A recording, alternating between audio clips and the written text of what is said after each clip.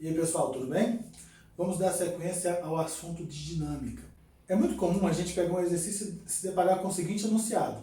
Uma balança foi colocada dentro de um elevador e uma pessoa de 50 kg está em cima dessa balança.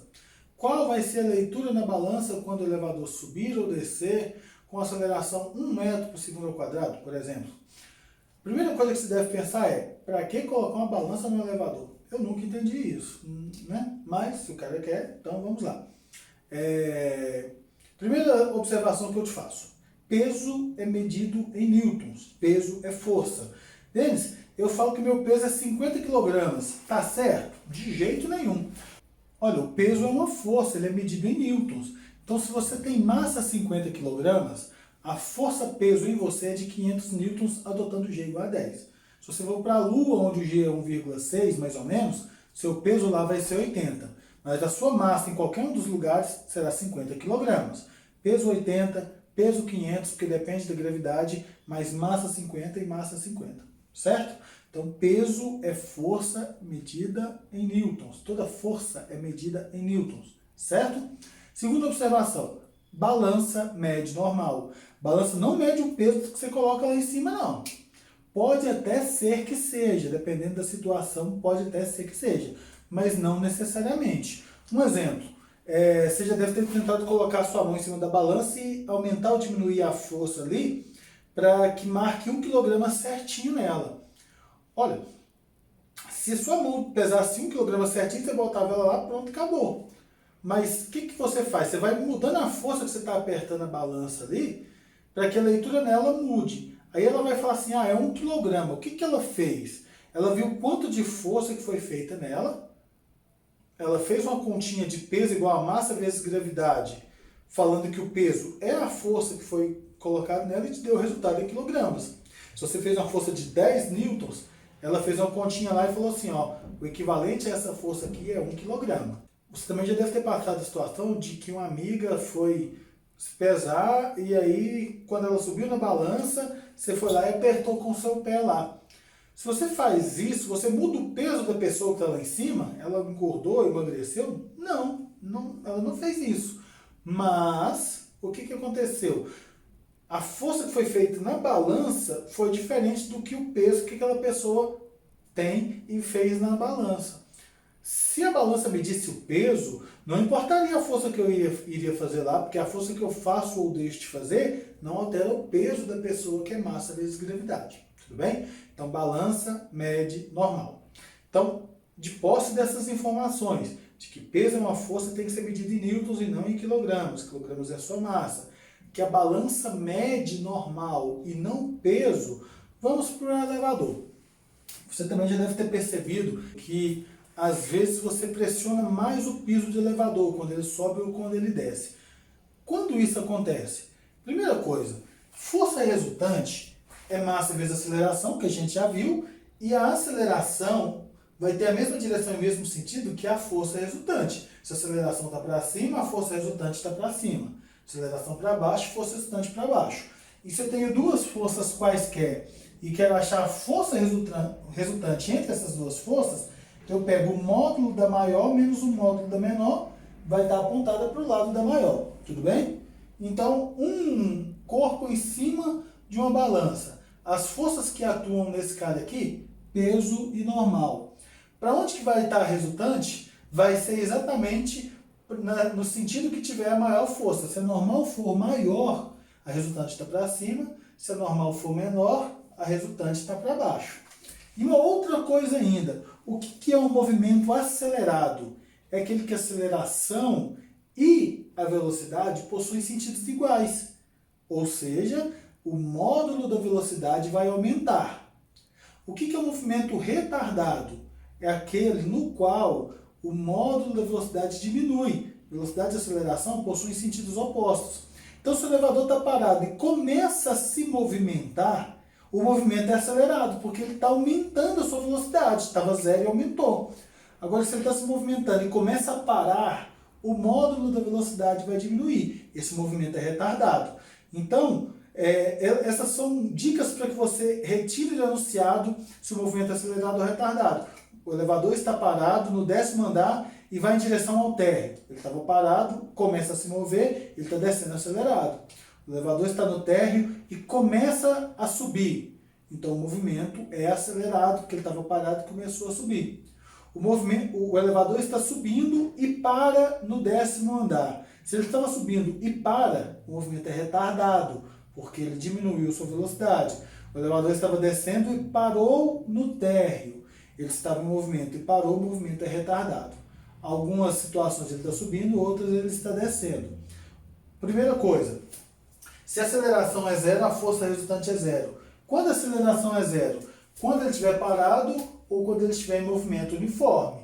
Nessas situações, a força resultante é zero, normal tem que ser igual ao peso, certo? Agora vamos imaginar que ele sobe acelerado ou retardado. Se ele está subindo, a velocidade está para cima. Se ele está acelerado, a aceleração também está para cima. Velocidade e aceleração têm o mesmo sentido, significa que a aceleração está para cima, a normal é maior do que o peso. Agora, se ele estiver subindo retardado, subindo velocidade para cima, retardado, aceleração em sentido oposto. Aceleração para baixo significa que entre essas duas forças o peso é maior, ou seja, a normal é menor do que o peso. Se ele desce, a velocidade tem que estar para baixo. Descendo, acelerado, aceleração para baixo também. O peso é maior que a normal é menor que o peso. Se ele desce retardado, descendo velocidade para baixo, aceleração para cima porque tem sentidos opostos, ou seja, normal é maior que o peso. Sempre que eu vou fazer a força resultante, não faço a maior menos a menor para saber o módulo da resultante. Então, quando a normal for maior que o peso, normal menos peso igual a massa vezes aceleração. Quando a normal for menor que o peso, peso menos normal igual a massa vezes aceleração. Beleza? Olha, é muito comum também, ao invés de ele falar que tem uma balança aqui, ele vai te pedir qual é a tração no cabo desse elevador aqui, ó. Você vai fazer exatamente o mesmo estudo, só que no lugar do normal, você vai usar tração nesse cabo aqui, ó. E no local do peso da pessoa, você vai usar o peso total. Peso do elevador mais o peso da pessoa que está lá dentro. Beleza? Pessoal, um outro assunto que também é muito recorrente é o plano inclinado. Para começar o plano inclinado, tem que pensar o seguinte: o eixo XY ele vai ser rotacionado. Aquele eixo XY que a gente sabia assim, ó, a gente vai dar uma rotacionada nele aqui. Por quê? Força normal é uma força que a superfície faz no corpo que está apoiado nessa superfície e ela tem que fazer 90 graus com a superfície. Então aqui, ó, eu tenho a normal fazendo 90 graus com a superfície. E a direção do movimento desse cara é aqui, ó. De forma que aqui vai ser 90 graus. Então eu vou chamar aqui de eixo Y e aqui do meu eixo X. Bom, o peso ele é uma força que atua verticalmente para baixo. Só que aqui ó, ele não está nem na direção do movimento e nem perpendicular. Aqui eu tenho mais uma prova de que peso normal não forma um par-ação e reação. A gente acabou de ver em elevadores que nem sempre o peso normal valem a mesma coisa. Se não valem a mesma coisa, então já não podem ser ação e reação porque tem que valer a mesma coisa. Agora aqui, ó, eu vejo que elas não têm nem a mesma direção. Isso aqui está vertical, isso aqui está meio inclinado, certo? Então não tem como eu te falar que peso normal forma um par-ação e reação. Daí eu vou pegar esse peso e vou fazer uma decomposição vetorial que tem também na nossa aula de vetores e cinemática vetorial aqui. Eu vou chamar essa componente de PY e vou chamar essa componente de PX, certo? E daí o que acontece aqui? Olha só, esse ângulo θ ele vai vir para cá. Por quê? Olha aqui, ó. Eu peguei duas retas paralelas, R e S, cortadas por essa transversal. Se elas são cortadas por essa reta transversal aqui, ó, esse ângulo aqui é igual a esse, certo? E daí o que acontece? Se eu pegar nesse triângulo menor aqui, ó, ou no maior, tanto faz, θ mais beta tem que dar 190 graus, desculpa. Agora, se eu fizer essa reta aqui perpendicular a essa outra, daqui até aqui tudo tem que dar 90 graus. O que eu somo com beta para dar 90? Θ. Então, θ tem que estar aqui, ó. Nessa partezinha aqui, ó. Tudo bem? Então, beta mais θ tem que dar 90. Então, esse ângulo θ está aqui também. Beleza? Então, olha só. Quando eu fizer essa decomposição vetorial, é como se o peso não existisse mais. Porque decompor é você pegar um e transformar em dois. Se eu perguntar para você assim, ó, nesse corpo, quantas forças estão atuando aqui? 2. Peso e normal. Para os meus cálculos, eu vou desconsiderar o peso e vou colocar Px e o Py.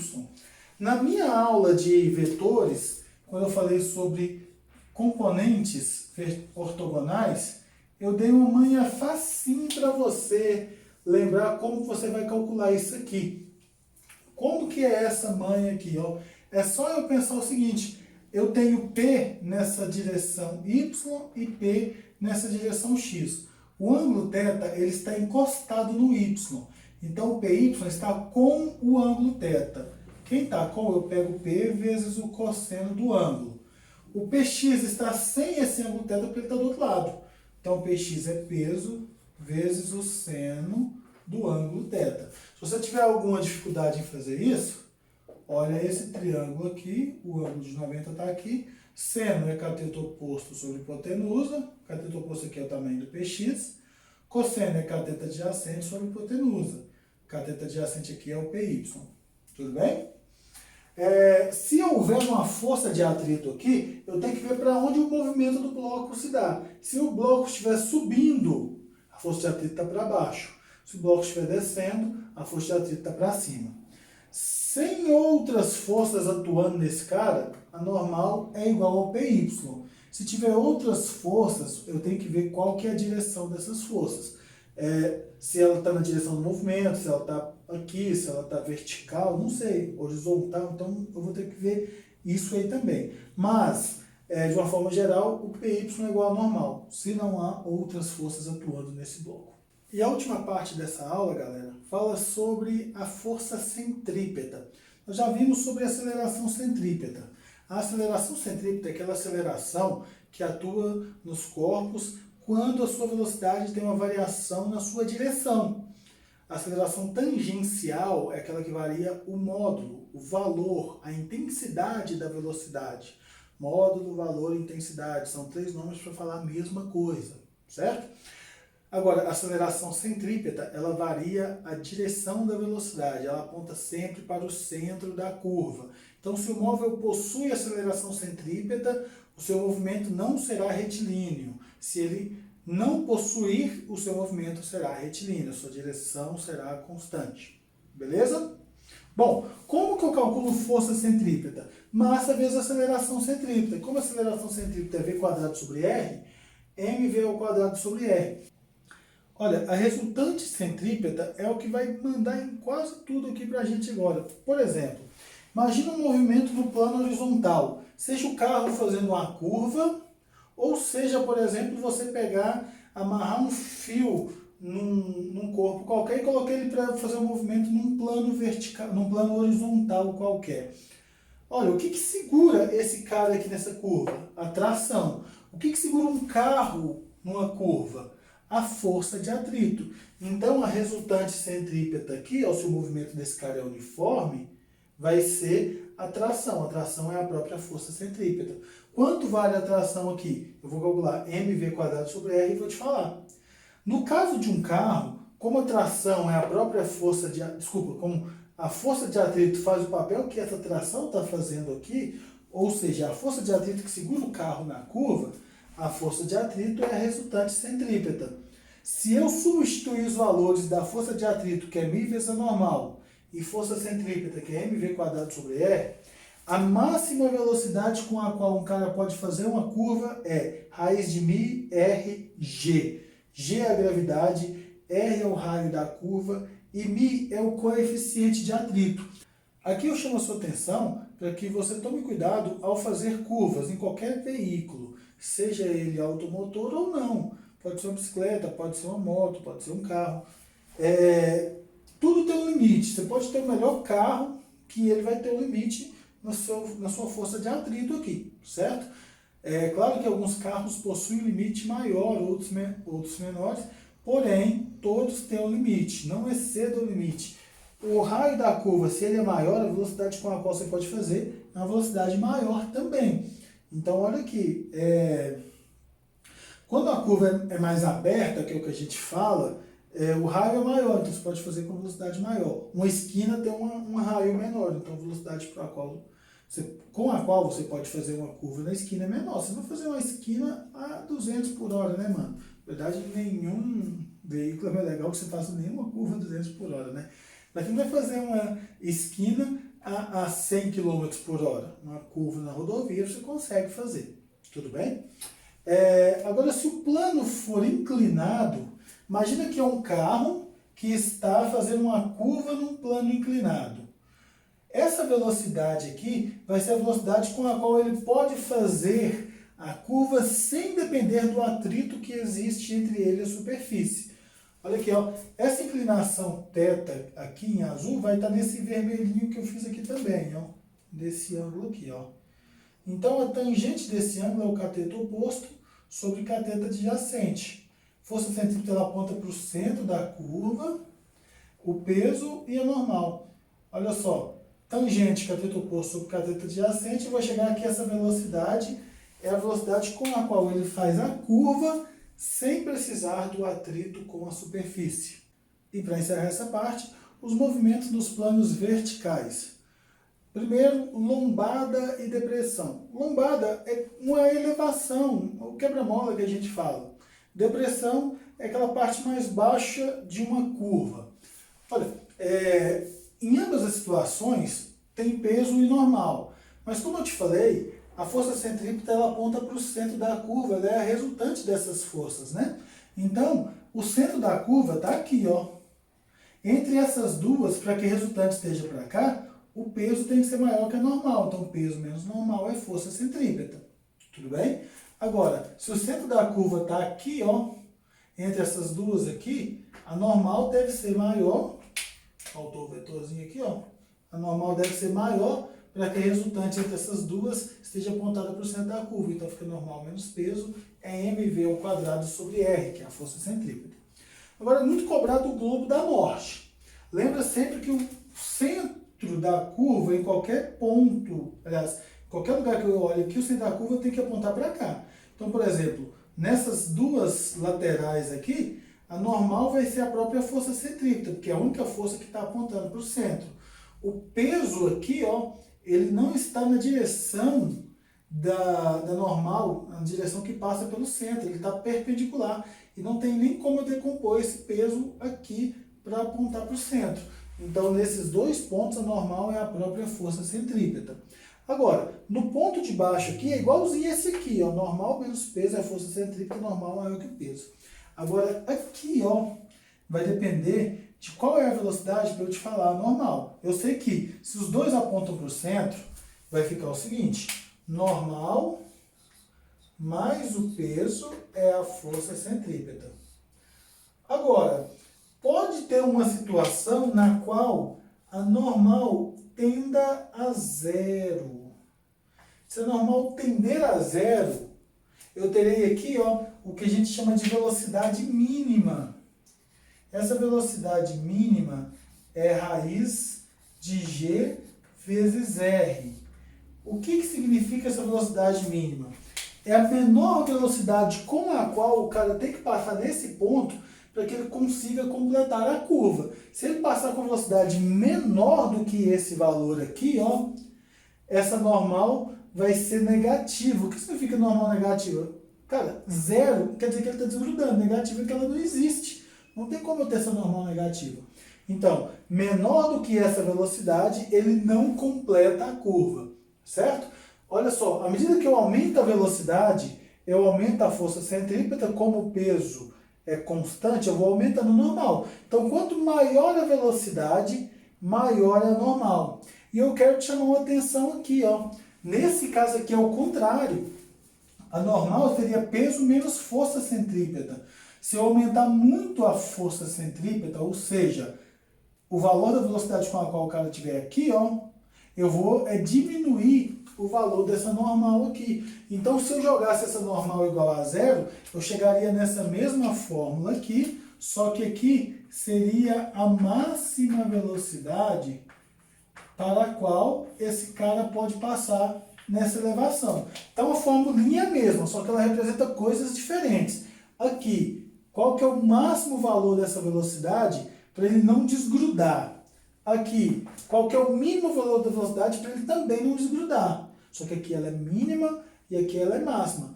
Excedeu esse valor, passou dele, o cara vai rampar, vai sair da superfície. Passou com velocidade menor que esse aqui, um abraço. Por isso, quando a gente vai ver aquele Globo da Morte, o cara vai pegando um embalozinho para ele saber que ele vai conseguir completar o loop. Tudo bem? Espero que tenha te ajudado. Se inscreva no canal para as próximas aulas e tamo junto. Valeu!